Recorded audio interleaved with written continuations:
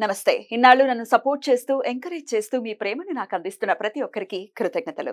అలాగే ఈ వీడియో కూడా ఖచ్చితంగా మీకు ఉపయోగపడుతుంది. లైక్, షేర్ అండ్ సబ్స్క్రైబ్ చేసి మీ సపోర్ట్‌ని నాకు అందించండి. అలాగే ఈ వీడియో పట్ల మీకున్న అభిప్రాయాన్ని కామెంట్ సెక్షన్‌లో కామెంట్ చేసి తెలియజేయండి.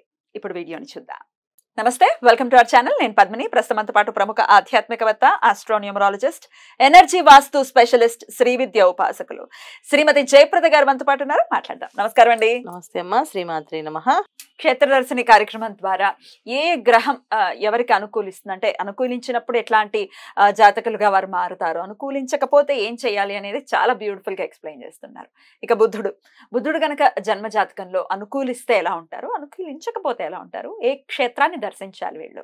తప్పకుండా నాన్న. జాతకంలో బుధుడు పాత్ర చాలా చిన్నదని చెప్తారు కానీ ఆయన వహించే పాత్ర చాలా పెద్దది. బాబోయ్. చాలా మంది పొట్టు వాళ్ళని గట్టి వాళ్ళు అంటాం కదా, అలాంటి లక్షణాలు ఎక్కువగా బుధుడు ఒక అనుగ్రహం అలా.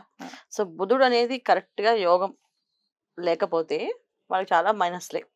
సో ఫస్ట్ మనం ప్లస్ పాయింట్స్ మారదాం. బుధుడు యోగిస్తే మంచి తెలివితేటలు. సో వాళ్ళ తెలివితేటలు ఎలా ఉంటాయంటే మనకి ఏం కావాలో ఆ మాటలు మాత్రం చక్కగా మాట్లాడగలిగే శక్తి ఉన్న వాళ్ళు ఏంటి, మంచి తెలివితేటల్ని, మంచి ఆకర్షణని, మంచి మాట తీరుని, సమయస్ఫూర్తిని, ఏ సమయానికి ఎప్పుడు ఏ పదం వాడాలో ఆ పదం కరెక్ట్గా వాడేటట్టుగా, కరెక్ట్గా మాట్లాడేటట్టుగా, బ్యాలెన్స్గా లైఫ్లో ఏ విషయాలు మాట్లాడితే బాగుంటుంది అనేది చాలా విషయాల్లో ఆయన చాలా హెల్ప్ ఉంటుంది బుధుడు ఒక అనుగ్రహం ఉంటే. సో చాలా మంది చూడండి సినిమాలో డైలాగ్ బాగా అటాచ్ అయిపోతుంటాం మనం, ఇంత బాగా రాశారు, ఇంత బాగా చెప్తున్నారు. ఇవన్నీ కూడా బుధుడు ఒక అనుగ్రహం ఉంటే వాళ్ళు ఇవి కథల్లో మాటలు ఆ కథని అలా పండించగలుగుతారు. చిన్న విషయానైనా దాన్ని బాగా అనాలిసిస్ చేయగలుగుతారు, రాయగలుగుతారు. క్రియేటివిటీ చాలా ఎక్కువగా ఉంటుంది, బాగా రాస్తారు వీళ్ళు. తర్వాత మంచి మ్యూజిషియన్స్, మంచి తంత్ర మంత్ర యంత్ర శాస్త్రాల్లో నిష్ణాతులు. ఎందుకు అంటే వీళ్ళకి ఒక విషయం చెప్తే అది కొన్ని తంత్రాల్లో ఒక ముద్ర ఉంటుంది, ఆ ముద్ర మంత్రం రెండు కలిపి వేయాలి. చాలా మందికి అది మర్చిపోతుంటారు. సో అది యోగం లేకపోవడం వల్ల వీళ్ళు కరెక్ట్ గా గుర్తుపెట్టుకుని ఆ మంత్రం తంత్రం వేయగలుగుతారు. సో అలాంటి ఎక్కువ భక్తి ఉండడం అవసరం లేదు, ఆ బుద్ధుడు ఒక అనుగ్రహం ఉంటే వీళ్ళు ఆ చేయగలుగుతారు. అది జస్ట్ చూసి చెప్పేస్తుంటారు, మేము ఇది చేస్తామండి అని చెప్పేసి. చాలా మంది చూడండి, ఇప్పుడు మేము మ్యాజిక్ షోస్ చేస్తాం, ఇది మీకు మీ మనసులో ఏదో జస్ట్ ఇలా అనుకోండి, నేను చెప్తాను నెంబర్ అని. చాలా మంది ఇప్పుడు టీవీ షోస్ లో వాటిలో కూడా రాసేస్తారు, నెంబర్లు రాస్తారు, ఇవి చేస్తారు. ఇవన్నీ వీళ్ళకి బుద్ధుడు ఒక అనుగ్రహం కారకత్వం వల్ల వీళ్ళకి వస్తాయన్నమాట, యోగించే. సో ఇలాంటి ఆలోచనలు కలిగి సమయస్ఫూర్తితో కలిగిన విషయాలు ఎక్కువగా బుద్ధుడు అనుగ్రహం ఉంటుంది. తర్వాత డబ్బు, మనీ ఫ్లో అనేది వీళ్ళకి ఆటోమేటిక్గా వస్తూనే ఉంటుంది, వాళ్ళకి సంపాదించడం వస్తుంది, అలా ఆటోమేటిక్గా వాళ్ళకి వస్తూనే ఉంటాయి డబ్బులు. ఎందుకంటే వాళ్ళు చేసే ఒక షోకి 10 మంది వెంట పడతాం, మాకు చెక్ చేయండి, మాదే చేయండి. అలాంటి లక్షణాలు ఎక్కువగా ఉంటాయి. బుధుడు అనుగ్రహించకపోతే అతిగా మాట్లాడతారు,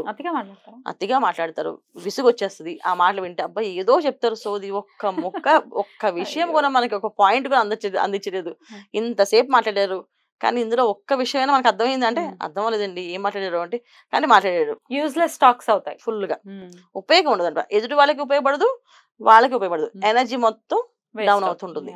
ఇది వీళ్ళకి బుధుడు బాగాలేకపోతే. చాలా మంది బుధుడు బాగాలేకపోతే మాటలు కొంచెం సరిగా రావు. కొంతమంది నెత్తి, తర్వాత మూర్ఛ సంబంధించిన వ్యాధులు ఇలాంటివి రావడానికి కూడా బుధుడు బాగాలేకపోవడం, ఉన్నటువంటి ఫిట్స్ లా వచ్చి పిల్లలు పడిపోవడం కానీ ఇది కూడా. తర్వాత భయాన్ని, అమ్మో నేను మాట్లాడలేను, స్టేజ్ ఫియర్స్ చాలా మందికి ఉంటాయి. స్టేజ్ మీద మైక్ పట్టుకుంటే మొత్తం వణుకొచ్చేస్తే వాళ్ళకి మాట్లాడలేరు. ఇవి కూడా బుధుడు ఒక కారకత్వమే. ఆయన అనుగ్రహం లేకపోతే ఆ టైంకి వాళ్ళకి ఏమి గుర్తుండవు, ఏం చెప్పాలో తెలియదు, భయం వస్తుంది, ఆందోళన వస్తుంది, పడిపోతారు. తర్వాత హార్ట్ అటాక్స్ ప్రాబ్లమ్స్ కూడా ఈ బుద్ధుడి, ఎందుకంటే ఆయన తృతీయ తర్వాత షష్టాధిపతి. అంటే మన న్యాచురల్ రాశిలో తృతీయ స్థానానికి మిథున రాశికి ఆయన అధిపతి, 6వ స్థానానికి కన్యా రాశికి అధిపతి ఆయన. ఈ రెండు కొన్ని ఏంటంటే ఆరోగ్య సమస్యలు, తర్వాత రిలేషన్షిప్ నుంచి మారుతాం 3వ స్థానం. సో రిలేషన్స్ ఫెయిల్ అవడానికి, అంటే రిలేషన్స్ ఫెయిల్ అవడం అంటే వీళ్ళని ఎలా లెక్కేస్తారంటే ఒక మోసగాల కింద. ఏవో మాటలు చెప్తారు కానీ ఒక్క పని కొన్ని చేతుల్లో ఏమి రాదు. సో అమ్మాయిలు వీళ్ళ మీద నమ్మకం ఉండదు, అలాగే అబ్బాయిలకి అమ్మాయిల మీద నమ్మకం ఉండదు. ఏమో మా ఆవిడ కరెక్ట్గా ఇంటికి వస్తుంది, నాకు డౌటేనండి, నేను అందుకే ఎంక్వైరీలు పెట్టుకున్నాను, అందుకే లొకేషన్స్ పెట్టుకున్నాను అని చెప్తుంటారు చాలా మంది. అలాగే కొంతమంది హస్బెండ్స్ కి వైఫ్లు పెడుతుంటారు, మీ పక్కన ఎవరు అమ్మాయి వాయిస్ వినిపించింది ఏంటండి అని అడుగుతుంటారు, అనుమానం ఉంటుంది, పెనుబూదలా వెంటాడుతుంది వీళ్ళకి. సో ఇవన్నీ కూడా ఏంటంటే బుధుడు ఒక కారకత్వం తక్కువ లోపిస్తే ఇలాంటి విషయాలు ఊరికే భయపడతారు, ఊరికే అనుమానించేసుకుంటారు, ఊరికే ఊహించేసుకుంటారు. ఎందుకంటే బుధుడు యొక్క తత్వం ఏంటి, ఏ విషయానైనా ఏదో ఊహించేసుకున్న తత్వాన్ని పెంచేస్తారు. వాయుతత్వ ప్లానెట్స్ అనమాట ఇవి. సో ఏంటంటే గాలిలో వాళ్ళు ఊహించేసుకుంటారు. గాల్లో మేడలో ఏమైనా ఫోన్ పెట్టి అంటే అది అక్కడ ఏం జరిగిందో అని ఊహించేసుకుని ఇంటికి వచ్చినప్పటికి తిడతారో కొడతారో ఏమంటారో అని భయపడి ఏదైనా చేసుకునే తత్వం కూడా ఈ బుధుడు ఒక కారకత్వం అనమాట. సో ఇలా ప్రతి ఒక్క విషయం ఆలోచించుకుని పోతే చాలా చెప్పుకుంటూ వెళ్ళాలి మనం. అంత ఉంది. రైట్. మరి అయితే యోగించాలి బుధుడు ఒకవేళ మాకు జాతకం లేదండి, బట్ మీరు చెప్పినవన్నీ మ్యాచ్ అవుతూ ఉన్నాయి, బుధుడు బాగాలేదనేది అర్థమవుతుంది, మరి యోగించాలి అంటే ఏం చేయాల్సి ఉంటుంది? తప్పకుండా బుధుడు ప్రసన్నం చేసుకోవాలంటే ఏం చేయాలంటే స్థితికారకుడైన విష్ణుమూర్తిని పట్టుకోవాలి. ఎందుకంటే బుధుడు బాగాలేకపోవడం వల్ల ఏంటి నష్టాలు జరుగుతాయి. ఒకటి వీళ్ళు ఫైనాన్షియల్ గా స్టేబిలిటీ ఉండదు. 2 ఆహారం తిన్నది డైజెషన్ అవ్వదు చాలా మందికి. సో ఏం తిన్నా వాళ్ళకి అసిడిటీ ఫామ్ అయిపోయి ఇబ్బంది పడుతూ ఉంటారు. సో ఈ రెండుటికి కారకుడైన ఎవరైతే ఉన్నారో నారాయణుడికి వీళ్ళు కొలవాలి. సో నారాయణుడి కొలవడం వల్ల వీళ్ళకి ఆర్థిక ఇబ్బందుల నుంచి, తర్వాత ఈ ఏదో ఊహించుకొని ఏదో జరిగిపోతున్న భయాల నుంచి బయటపడే అవకాశం ఒక్క విష్ణుమూర్తికే ఉంది. ఆయన తలుచుకుంటేనే వస్తుంది. సో అందుకని విష్ణు క్షేత్రాలను దర్శనం చేసుకోవడం, విష్ణు సహస్రనామ పారాయణ రోజు చేయడము, బుధవారం రోజు తప్పనిసరిగా తులసి దళాలతో విష్ణుని అర్చించడం, వీళ్ళు చేయడం వల్ల వీళ్ళకి ఆ యోగం బుధుడు ఒక యోగం కలిగే అవకాశం ఉంది.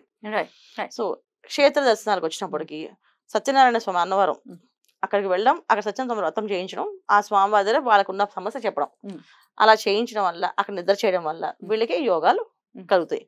ప్రతి పౌర్ణమికి సత్యనారాయణ వ్రతం ఇంట్లో చేయించుకోవడం వల్ల కొంచెం ఆ బుధుడు ఒక అనుగ్రహం బాగా కలిగి ఆ యోగాలన్నీ అందుతాయి.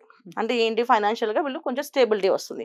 చాలా మంది డబ్బులు సంపాదిస్తారు కానీ డబ్బులు నిలబడవు, అప్పులు చేసేస్తుంటారు, అప్పులు తీర్చలేరు, ఇవన్నీ కూడా తగ్గుతాయి ఇవి చేయడం వల్ల. సో ఎనర్జీస్ పాజిటివ్ పెరిగి చాలా బాగుంటుంది.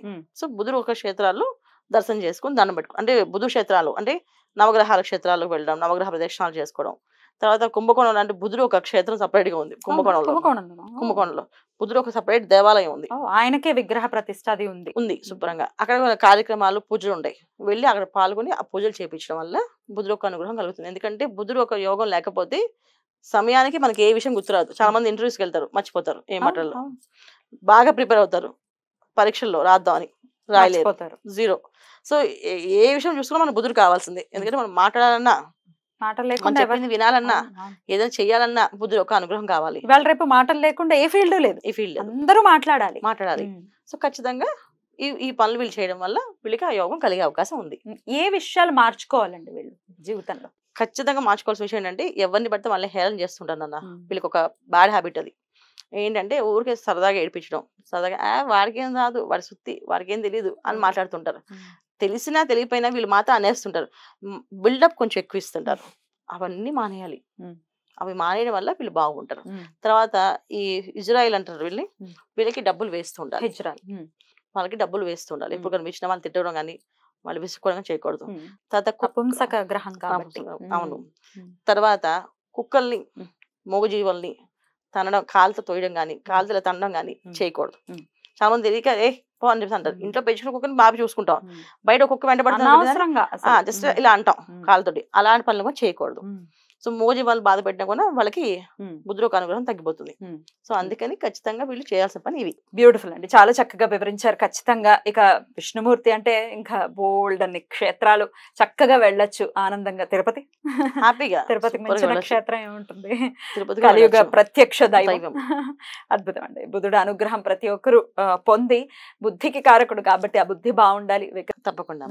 నమస్తే అమ్మా. శ్రీమాత్రే నమః.